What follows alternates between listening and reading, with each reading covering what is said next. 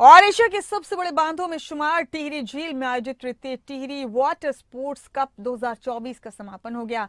इसमें मुख्यमंत्री पुष्कर सिंह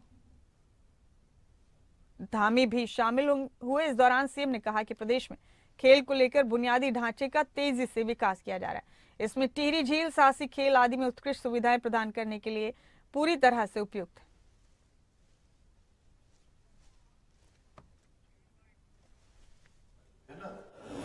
और योगदान से इस आयोजन को इतना सफल बनाया है और पिछले 3 वर्षों से लगातार ये सब काम आप सबके समक्ष हो रहा है।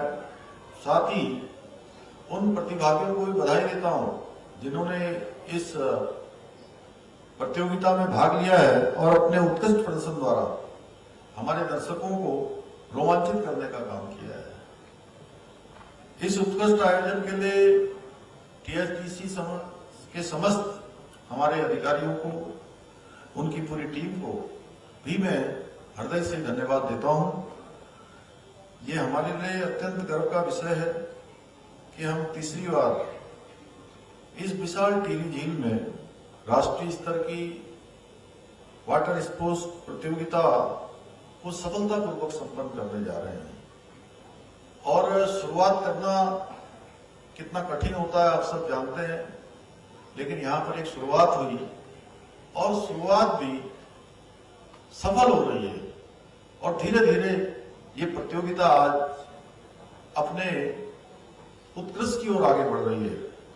मेरा शुरू से मानना रहा है कि टिहरी झील केवल ऊर्जा उत्पादन के क्षेत्र में ही नहीं, केवल जल प्रबंधन के क्षेत्र में ही नहीं, बल्कि पर्यटन की दृष्टि से और साहसिक खेलों की दृष्टि से भी हमारे प्रदेश की जो आर्थिकी है, रोजगार है, उसमें एक अत्यंत महत्वपूर्ण भूमिका निभा सकती है।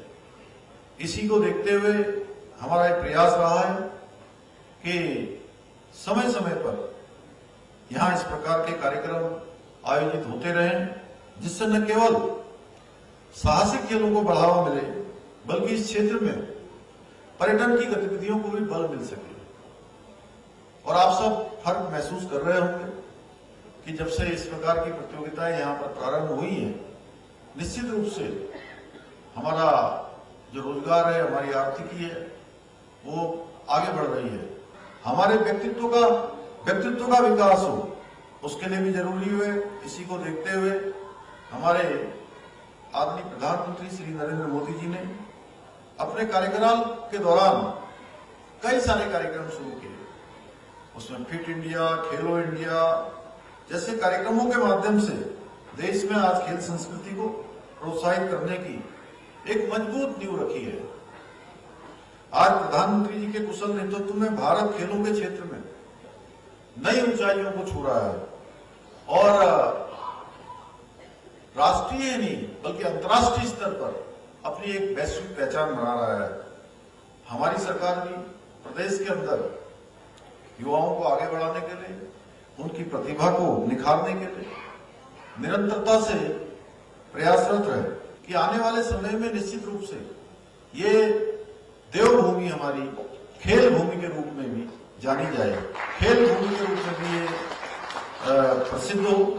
और इस बार के खेलों को ग्रीन स्पोर्ट्स की थीम पर हम इसको आयोजित करने जा रहे हैं। हमारा उद्देश्य है कि खेलों के माध्यम से प्रकृति का संरक्षण का संदेश प्रत्येक व्यक्ति तक पहुंचे। उसमें कम से कम ऊर्जा की खपत हो, कम से कम जो है प्लास्टिक यूज हो, कम से कम पॉलीथीन यूज हो। इस प्रकार के सारे क्रम हम करने जा रहे हैं। मुझे पूरा विश्वास है कि राष्ट्रीय खेलों का आयोजन हमारे प्रदेश के युवाओं में एक नई ऊर्जा, नए उत्साह का संचार करेगा, उनके अंदर आगे आने की भावना को जागृत करेगा। साथ ही इसके माध्यम से हम खेल इंफ्रास्ट्रक्चर को भी और अधिक मजबूत बना सकेंगे, क्योंकि जगह जगह पर प्रतियोगिताएं होनी है। जहां भी प्रतियोगिताएं हो रही हैं